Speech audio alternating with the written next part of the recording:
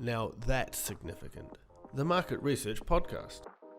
Hi everyone, I'm your host today, Michael Howard, and this is Now That's Significant, a market research podcast. I'm joined today by Kerry Hecht, a lifelong market researcher and the CEO and founder of 10K Humans and 10K Ecosystem. 10K Humans is a qualitative and quantitative market research agency offering support services and full service consulting. The 10K ecosystem is a collective of companies and offerings that complement each other to provide a custom experience to its clients. They founded Market Research's first gig economy app and have created a creative space in Austin to conduct face-to-face research.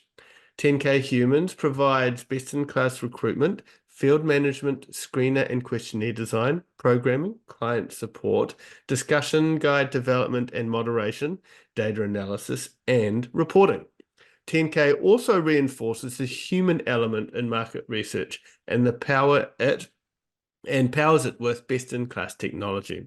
Thanks for joining us on the show today, Kerry. Thanks for having me. You're welcome. So, as we like to do with this podcast, what's the most significant thing you're going to share with us today?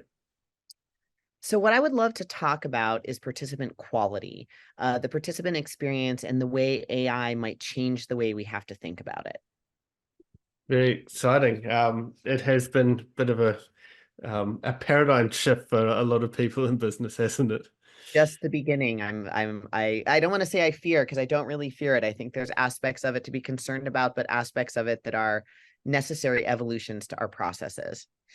That's right. It has really been creeping up on us. It's not as though it's a really big surprise for those of us that have been following it for a while. Yeah, I would agree. So let's crack into a discussion. In what aspect do you want to take this conversation, and how do you think we got to where we are today? Yeah, so I would really like to talk. I mostly often like to talk about data quality in both quantitative and qualitative databases, it being an issue, and it has been an issue for quite some time. I think now the solutions that are presenting themselves, though, have the ability to impact things much more dramatically. And this is a multifaceted and layered problem, right? And a few things that can't or shouldn't be ignored, which we'll get into further shortly. Yeah, sure. So, I guess let's start off with one of the foundations of participant quality, I guess more specifically, participant databases. Is there anything Yes. that you may feel may have contributed to this issue of poor experiences? Yeah, so I mean, I think the way that databases were built are contradictory value propositions, right? So the way that we present to participants is that we want them to join the databases to make money. And then for the clients, we're proposing fast and cheap, to the research buyers, right? And so some questions to bat around here. Why does this seem to be a problem we can't fix? And what role does each stakeholder have in creating the problems, and what responsibility do they have in fixing it? There's a lot of passing the buck when we get to this topic, right? And what are the stakes really if we don't fix the problem? Not just from the perspective of our database pools dwindling, but from panel companies losing their business model, to the way that it's going to impact agencies when clients have the ability to directly access data models themselves. Sure. So, what are some of these stakeholders, and why do you think they haven't really engaged in cleaning up or addressing this issue? Yeah, so I think I see the stakeholders. Firstly, the participants, right? And the participants are the ones that have kind of the least control of this scenario. And then we have, of course, research buyers, which can be divided into the categories of agencies or corporate researchers, right? And then we have the panel companies who, for the most part, have they're giant companies. They gobble up smaller companies, and they also hold the purse strings when it comes to sponsorship of events, sponsorship of industry organizations and governing organizations and things like that. And so I think that I don't want to spend too much time focusing on that, but I do think that it is worth mentioning that that is a conflict of interest, right? If you think about the way that we should be moving these conversations forward in the conference circuit and in these different areas, but we can't because they hold the purse string, so it becomes a political issue that really shouldn't be political, right? So when it comes to research buyers, I think that we have created a scenario where the product that is offered is so inexpensive that we forget that how cheap should garbage be, right? So and I mean, I know that's kind of like a a sort of on the nose statement, but when you think about the pricing model, there is, you pay for screener completes, right? Well, what if most of the screener completes are garbage? And to prove this out, all you really have to do is try using panel for qualitative research. So you'll get sent over a file, and most of it will be gobbledygook. Maybe you get 1 out of 10 that you can even engage with, and then they don't qualify when you rescreen. So right there alone, that should tell you that there is something foundationally broken with the model. If the people that you're being presented with don't actually eventuate into you being able to use them, why are you paying for them at all, right? And it creates a scenario with the participants where you're rife with it fraud is in a logical step in their behavior because they're getting paid pennies, right? And so it's a volume game for them, or it's a volume game for a bot, right? So I think that right there is a huge problem. And then I think that there is, agencies, in order to be competitive, have to squeeze money out of somewhere, and it seems to always come at the expense of the recruiting company or the recruit itself. And I think that is also problematic. So as they're looking for ways to win the work from the clients, it is often, how much more can you squeeze out of a survey? What are you going to do to get us a perceived more value from what we have bought?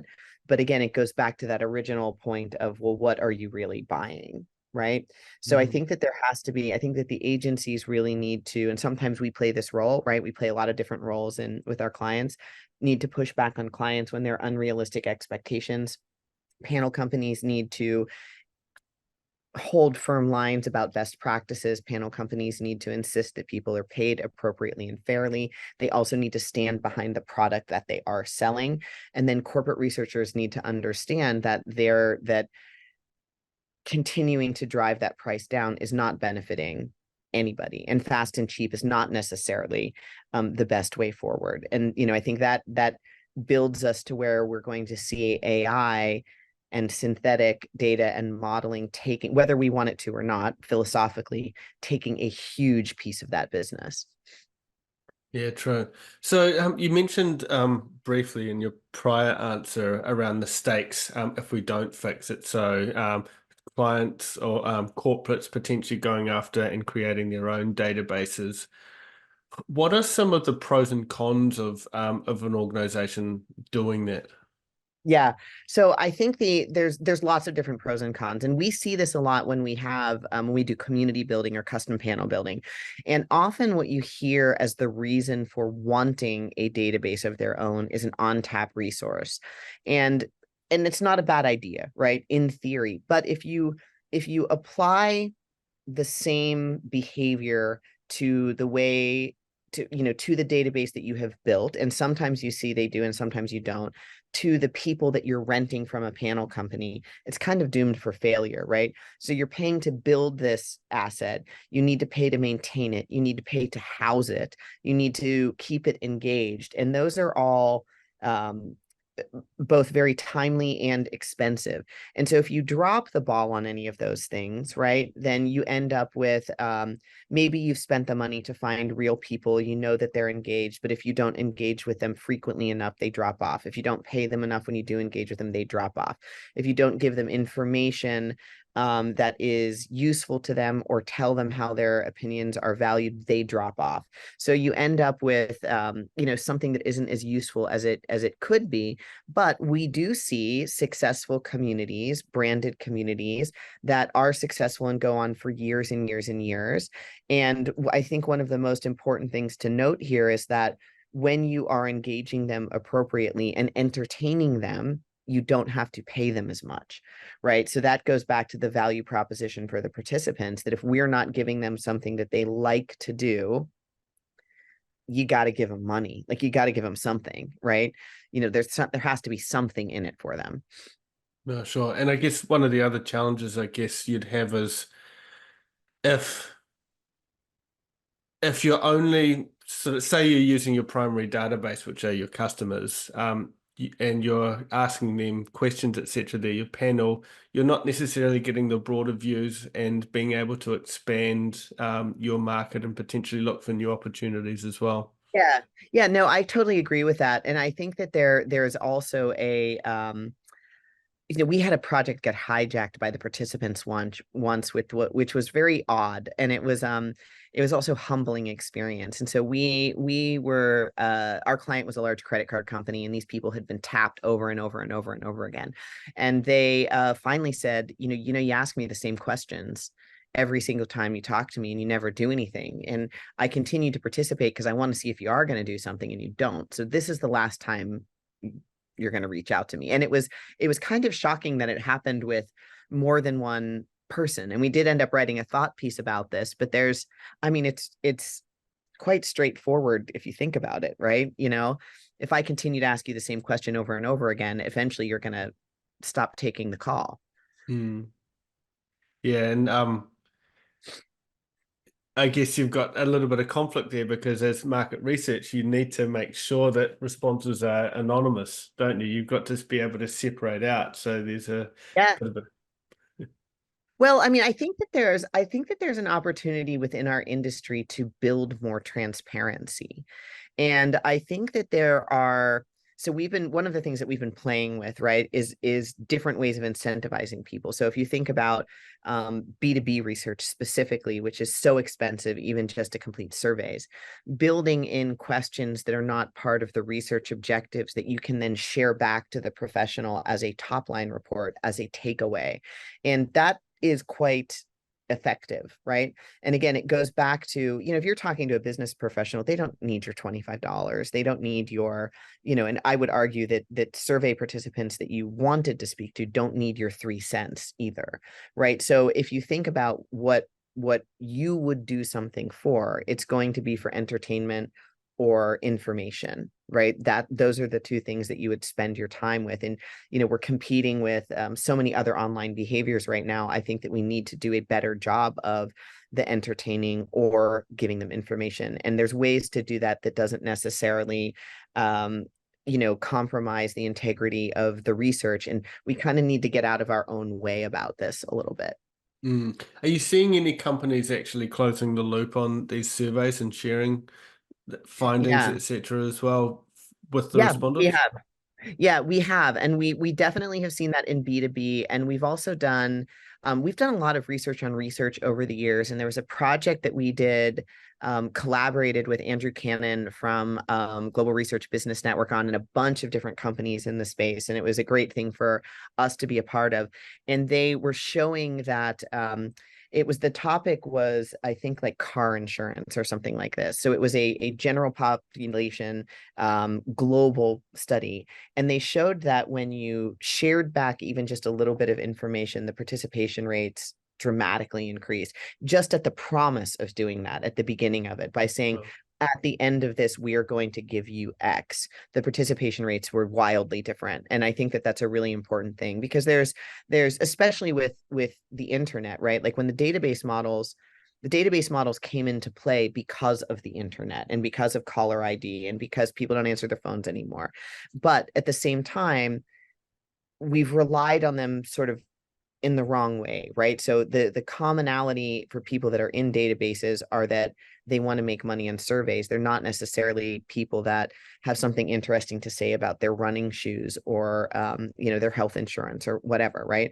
So that, I think, is and it used to be the case back in the day when we did face-to-face research that everything was on lockdown, right? If you were doing a diaper journal, you had to get those diapers back and that you had sent out and shred them and make sure that, everything was properly disposed of. And of course, our NDIs are important, our confidentiality is important, but every single person in the world almost has access to the internet now. So the flow of information is quite different than when we originally created these models. So I think Absolutely.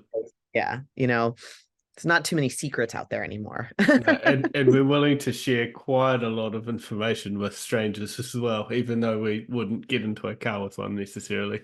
Well, we sort of Right. do Yeah. with Uber We now, do but now. Yeah. Like, we absolutely would. yeah. Yeah. So I think it's important, but I think that the evolution that we're going to see next with generative AI, and it's not just large language models at this point, it's small language models, right? Which are going to make the answering questions that much easier for those people that are asking them, right? Any person that's gone and played around with even Chat GPT, which of course there's going to be much more nuanced technology. There is already much more nuanced technology out there that you can get it to, you can ask a question and then reframe the question to do it from the perspective of, a middle-aged lady that owns dogs in Los Angeles, and it will change the answer, right? Hmm. So I think that is where I see kind of the danger zone for our industry the most, is that as that technology gets better and more precise, like we already know that we are comfortable with getting homogenized data by the data that we collect through panels, right? Like that's homogenized. That is not a representative sample anymore. We already know that our industry is comfortable with that. So why would we think that that wouldn't be the next evolution of that would be to eliminate that middleman? Hmm. You don't. Yes, a nice little segue there. So the work you've been doing specifically over the past year since generative AI became a thing, Yes. what impact do you think it's had on bad participant experience quality on these large language models, and how? Yeah. So I think that it has, I don't think that it's being used the way that it could be or should be or will be yet. So one of the things that large language models or small language models are good at doing is helping you craft more effective questions, right? So if you think about the generalized nature of the data that collects and then synthesizes, if you wanted to get your question a little bit more precise or a little bit more nuanced, you can get help and assistance with that from the generative AI. And I think that people already are, and I think that will continue, and it will continue to the point that it will become sort of the automatic way that we're doing things. I think that has the potential to have a very positive impact on the participant quality, because we're not going to be asking them strange or irrelevant questions. If you think about the surveys that you see or the screeners that you see, they're often framed as if we were still doing phone research, or probing that is really redundant, or a long attribute batteries, and all of these different kinds of things, right? There is a lot of room for improvement on the way that we ask questions to people. And I think generative AI has the ability to help us with that, and should be used to help us with that. No, for sure.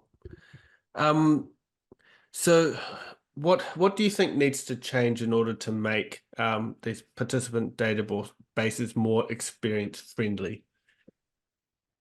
I think that we need to really hold the line on, I mean, things that we've been talking about for 15, 20 years, even mobile optimized, we've been talking about for a decade now, right? So, things that are, they're too long, right? The questions, again, aren't asked in a relevant way.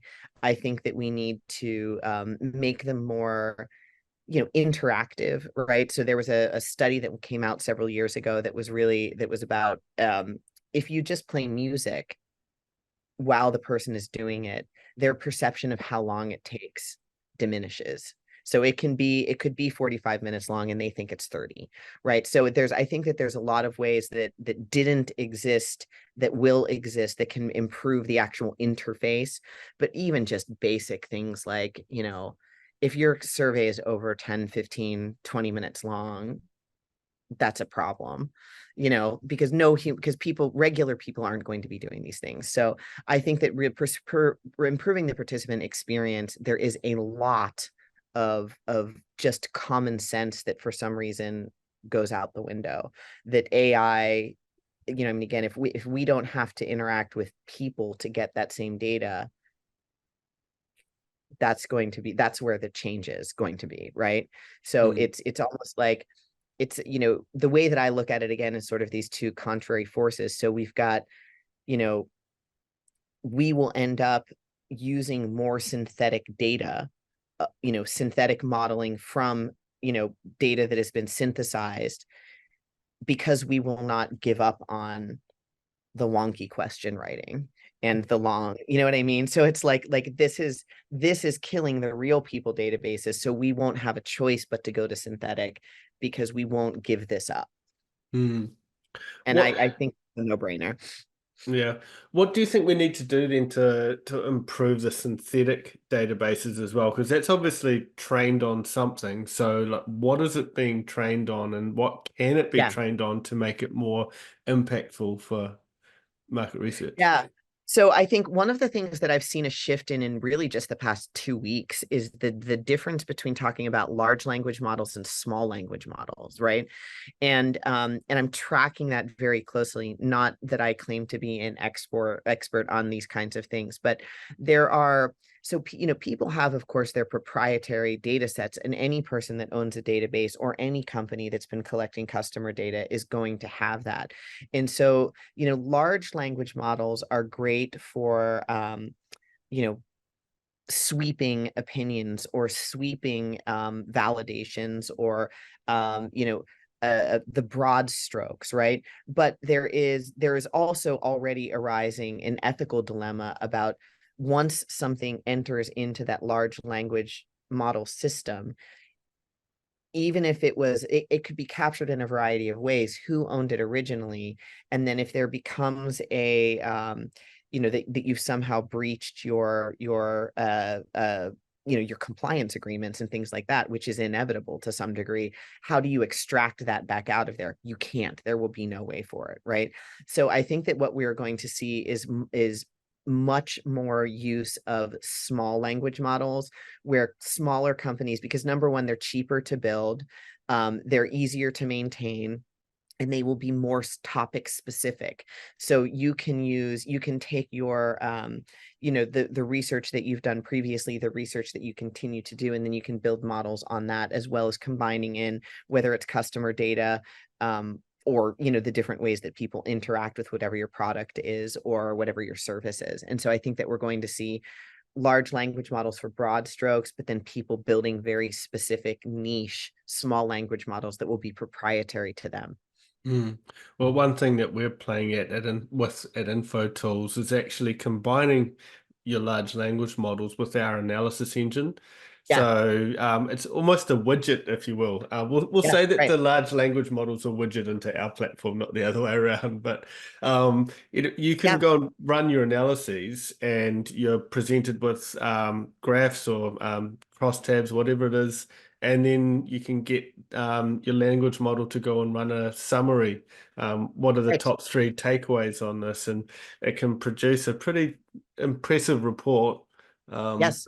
Yep. and I've seen then, some technology too that where you can actually change. So again, like we were talking about, change the perspective. yeah, So you've got your report and you're like, all right, I need this to be a relevant report for a product manager. I need it to mm, be a relevant report for a marketer. I need it to be a relevant report for an engineer, all on the same data set, and it will extract it in that nuanced of a way, which I think is exciting, yeah. right? And but it will change our landscape significantly. And so I think comes back to that the new adage, it's not an old adage, that AI won't replace people's jobs. It's people that know how to use AI will. So it's a tool to help us get Yeah. to the outcome a lot faster. Yeah, I agree with you. And I think, one of the things that we talk about internally a lot as, a newer company, we're about to hit our 7th year, so we're not so new anymore, but that the workforce will change, right? And I mean, and that can be an alarming thing if you are not comfortable in a place of change, but it is really no different than any in disruption or evolution. If you think about large seismic shifts and things, it's always going to change the way people are engaging with the world. So this is no different than that, really, I don't think. That's right. So you briefly mentioned homogenization of data. Do you mind just explaining what that is for those who may have Yeah. heard it but not wondered what exactly it means? Yeah, so I wish that they could claim that this was like an original thought of mine, but it wasn't, of course. I was reading an article on LinkedIn about these problems that we have with firstly, panel data, and how that in and of itself is no longer, because it's no longer a representative sample, and the way that the models have been created, that it specifically you can't tease out nuances for, let's say, minority groups, or hyper localized uh, surveys, or hyper localized or cultural nuances, or things like that, right? That it all becomes sort of an even, because the only people that are in the database, there's not large enough numbers to pull out the cultural significances, and that is having a really kind of terrible effect on, like, if you think about globalization, right? And sort of globalization that blurs all the lines, and there's some aspects of being able to access everything globally, which is great, but the way a person feels in Los Angeles about something, or in the United States, which of course, we often have this view that we are the center of the universe, that you lose the value in being able to understand that a person in a different part of the country, in a different island, or a different, wherever it is, what is important to them is lost when you have when you either have these huge data sets, or you have not enough new people or different kinds of people entering into the pool that we are using. Right. And I think that that's where I'm coming from with that, right? That it was like I had kind of an aha moment. Not that it hasn't been on my radar that our participant pool is dwindling, but not just dwindling, but becoming flat, right? And so the cultural texture isn't available. And so that has become really an interesting thing that, to me, and something that we're really focusing on. But how do you change that? And frankly, the only way that I can think of to change it is to go back to face research, like going back to intercepts. You want to know what a person, on the other side of town thinks, that doesn't speak English, we'll go over there and ask him. Hmm. So it's like, it's kind of this huge problem that has a very simple solution that is actually rooted in how we used to do things. No, that's true. And then you've got the homogenization of data, which you talked about, and then you've also got the aggregation of data as well. And Yeah. you can very quickly lose the context of your data as well. And like, if respondent level insights is something that's important to you as an organization, then you've got to be really careful how your technology is set up as well. Yeah, well, and I think there's also, you know, we often talk about these things as exclusive solutions, and we shouldn't, right? You had made the point of bringing different tools together, and we should be doing that, right? So there is a place for using large language models and synthetic user data to and modeling to gain insights and to predict future behavior. We've been doing that as an industry for as long as the industry has been around. It's not new, right? So, but then you can then punctuate it with face-to-face research, or research that is conducted over the phone, because now we have the ability to scale. What was so problematic before was, like, you had a bunch of old ladies in a phone room that were hand tabulating data. We don't have to do that, right? And so I think that there's an aspect of getting back to basics, but powering it with technology that is available, that we can use in tandem with these large language models and the AI that is out there, and the large data sets that are out there, that will become increasingly more important and increasingly relevant. And that will balance the cost differences. And I think it will make, the stories more interesting. Mm. And also being able to tie all of it back into some of your more, I guess, tactical data sets as well. So Right. transactional data as well. So sales and business impact is a lot clearer to see. Yeah, well, I mean, if you think even gathering information on customer journey, in-store experiences and customer journeys in store. You can walk up to a kiosk now, right, and enter your experience, and you can interact with an avatar that is going to ask you questions, and it could be a survey or an interview light, but it's going to record. You're going to be even though you're not interacting with a human necessarily, your human perspective is going to be then able to be represented in this larger data set. And I think that from a storytelling perspective, that's what is going to be most interesting. I mean, that is what's so interesting, even when, if you're presenting to a client and you've got your charts and your graphs and everything else, and then you represent that group with a face and a story of a person, that brings that to light. And I think that there's more opportunity to incorporate that, or should be. Yes. Yeah. So, I mean, ultimately it comes down to us as either vendors, agencies, or in-house corporate insights professionals, is maintaining that place and insisting on humans coming first. So humans are always there. That's what we're doing our jobs for, to understand them, and we're there to make their lives better as well. Yeah, I completely agree. And I think that when we are selling people on the experience of participating in market research, when we're trying to get people to engage with our surveys or engage with our databases or engage with our researchers, that the idea behind us trying to make your life better should be central to that messaging. And then we should deliver on it, right? We should. Yeah, it's hard to be convincing that we're trying to make your life better if the survey itself is terrible. Yeah, that's true. And I think, like you're saying, like showing, if you can show at the end of it how we've made your life better, or how we're planning to in the lead up, then that always can get things off to a good start as well. We think about the first time that you as a researcher saw a commercial you worked on television, right? And how interesting and exciting that was. And you were just like, wow, I had a part in that. We know that participants feel the same way, right? And so we should be capitalizing on that, as opposed to discouraging that. No, true. No, it's a really amazing, incredible space to be working in. So really cool to have conversations like this, Kerry. Anything else you wanted to add before we wrap up? No, just thank you so much for having me. I mean, I'm a lifelong market researcher, and I never have ever been anything but enthusiastic about what we do. And so I'm always happy to chat. So anytime you want, I'm at your disposal. Thank you very much. So, and thanks for the time that you've given us today. My pleasure. Thank you also to those who have listened as well. If you have liked what you've heard, please feel free to subscribe to the podcast, share it with others who might have also found this talk on participant experience interesting. Also, you're welcome to leave a review as well. We'd be very thankful for that. So until next time, thanks for listening to Now That's Significant.